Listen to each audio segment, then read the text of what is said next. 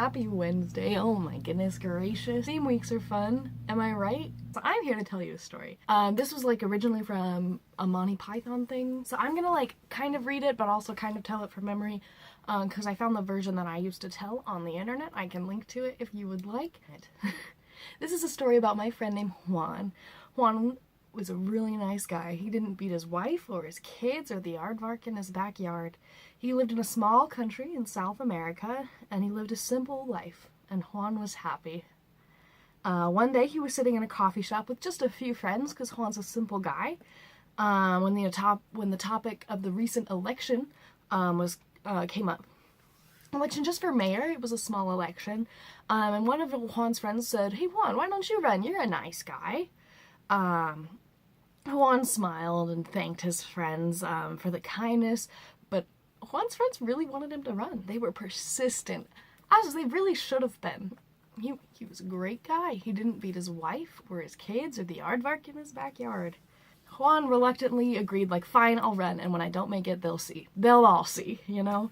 Juan kind of thought of it as kind of a joke, just because, like, they'll see, like, as it turns out, word got around that Juan was running, and his popularity grew fast. Juan is running?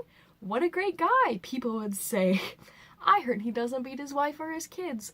Yeah, or the aardvark in his backyard. Well, to nobody's surprise, except Juan's, he won by a landslide, and was sworn into office with a very surprised look on his face.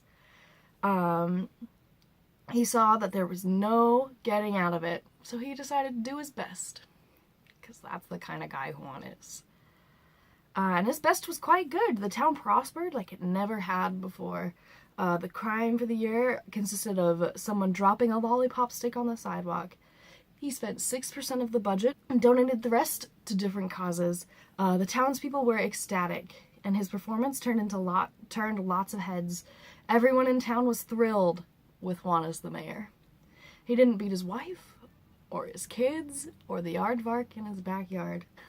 At the end of the year, when Juan's term was almost up, he was flat out pooped. He sat in a coffee shop with his friends, and just like old times, reflecting on the year, and someone suggested, despite the town's success, the province that Juan lived in was in trouble. And someone else from the coffee shop goes, heck, with Juan's record, Juan should just run for governor. Everyone was like, yeah, Juan, why aren't you running for governor? Juan wondered why everyone wanted him to run for governor. He's just a simple guy. He didn't beat his wife or his kids or the aardvark in his backyard. And within hours, people were demanding. And Juan's campaign was on. Juan said, fine, it won't happen. It's not going to happen twice. I'm not going to make it twice. Ads all over came up. Vote for Juan. He doesn't beat his wife or his kids or the aardvark in his backyard. When election day came, there was no doubt about the winner. Juan had been in the lead since the week he'd entered. Governor Juan sat back in his padded chair and went to work once again. His record was brilliant for the 2 years he spent as governor. The crime fell by 2/3. The budget was balanced. Education rose sharply. And the province's soccer team sold out every game Juan attended. The whole country was now buzzing with Juan's work. Everyone commented on how he was such a great guy and how he didn't beat his wife or his kids or the aardvark in his backyard. And then something tragic happened. The president was shot, which meant they needed a new president. Normally, they would turn to the vice president, except for the fact that in this case, the vice president was the murderer. The governors got together to decide a new president for the remaining 3 years of the term. Each one walked into the room with a mail sack full of letters, all of which had similar messages. Juan for president. Let Juan be president. How could you not select Juan? He doesn't beat his wife or his kids or the aardvark in his backyard. To make a very long story not quite as long, Juan was quickly named, and the country was glad that they did that. The country prospered, new trade agreements, old disputes were settled, and there was peace throughout the country. Juan was a national hero.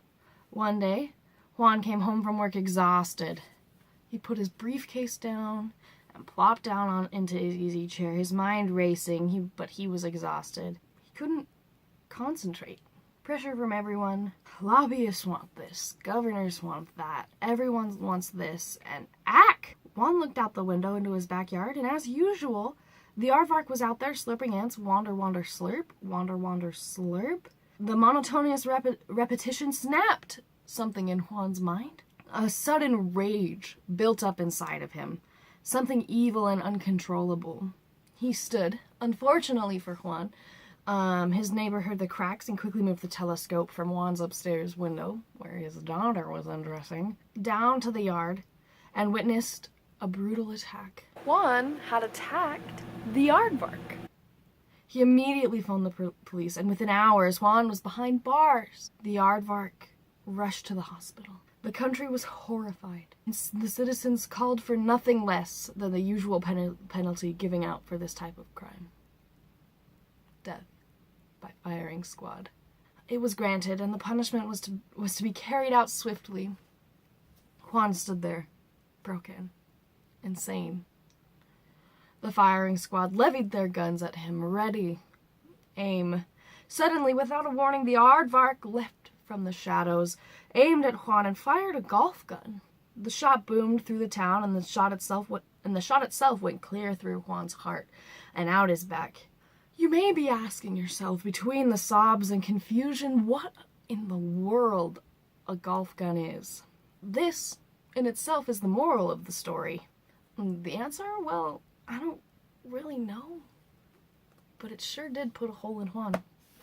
See, I'll see you tomorrow. The rest of you, I'll see you next week. Bye.